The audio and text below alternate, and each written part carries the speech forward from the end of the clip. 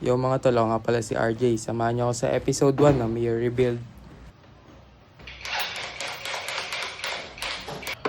Nabili ko nga pala itong Mio Sporty na to sa marketplace mga tol ng 20k.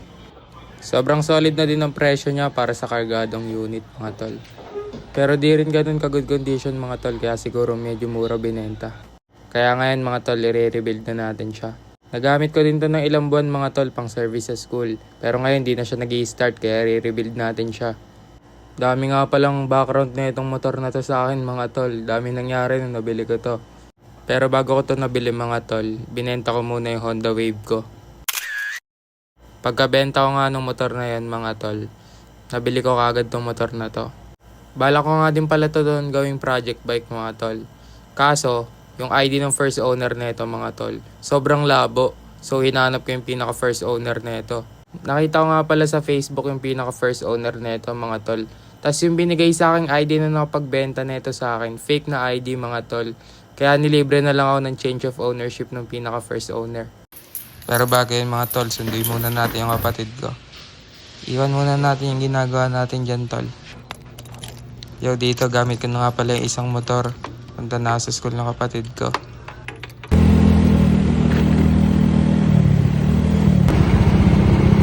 Medyo malapit lang din pala yung school ng kapatid ko mga tol. Napakainit nga pala ng panahon ngayon mga tol, grabe. Dito na nga pala ako mga tol sa school ng kapatid ko. Kuya, meron akong pamaling ice cream. Ice cream nga daw pala kami muna ng kapatid ko bago kami umuwi. Pauwi na nga pala kami mga tol ng kapatid ko sa bahay. Di na rin ako gano'n nag-video mga tol para safe kami makauwi ng kapatid ko.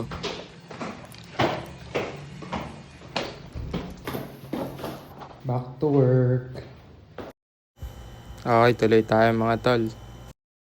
Bago nga pala ako malibre ng change of ownership mga tol, merong malalang nangyari sa akin dito sa motor na to. Nakabunggo nga pala ako ng jaywalker mga tol. Galing din nga pala ako nun sa basketball tryouts ng school namin nun mga tol. At yun mga tol, nabunggo nga pala siya dahil blind spot tas wala namang pedestrian doon.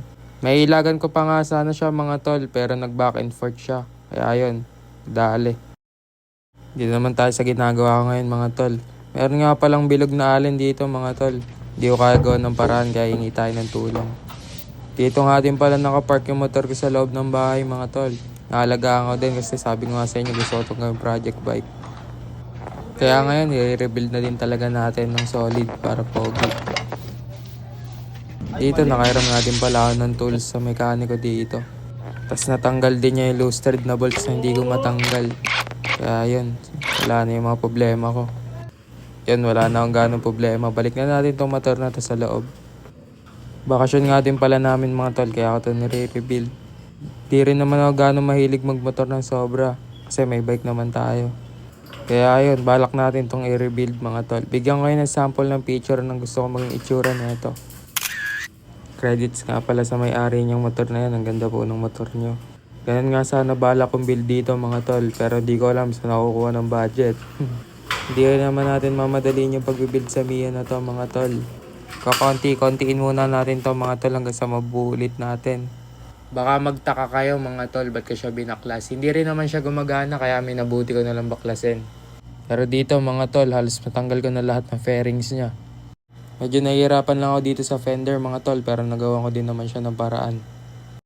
Ihiwalay nga din pala natin yung makina nito mga tol mula dun sa frame o chassis niya.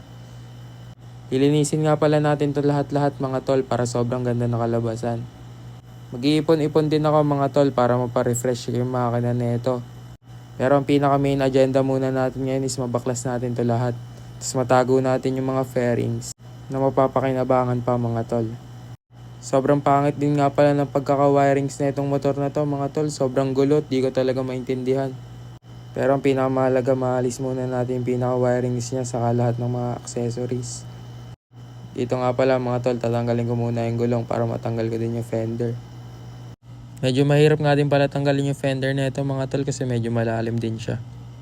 Pero natanggal naman natin siya mga tol. Saka balik naman tayo dito sa mga wirings niya mga tol. Bala ko na nga sanang tanggalin yung engine niya mula dito sa chassis niya mga tol. Pero medyo nahihirapan ako mga tol kaya next time ko na lang muna gagawin. hihingi din muna tayo ng tulong sa marunong talaga magtanggal nito mga tol para hindi din tayo ganun mahirapan. Saka di tayo magkamali. Kaya yun lang muna yung kinain ng powers ko ngayon mga tol.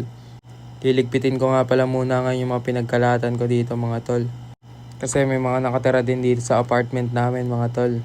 Nakakahiya naman kung iiwan ko nakaganito lang yung motor dito mga tol. Kaya ayusin natin siya ng lagay. Bale bukas ko na nga pala itutuloy ito mga tol kasi medyo nahihirapan talaga ako. Hingi tayong tulong sa tatay ko mga tol bukas. Pero pinakamahalaga dito tol, malinis ko muna ito lahat para hindi tayo makasagabal sa mga tenant natin. Salamat sa panonood tol.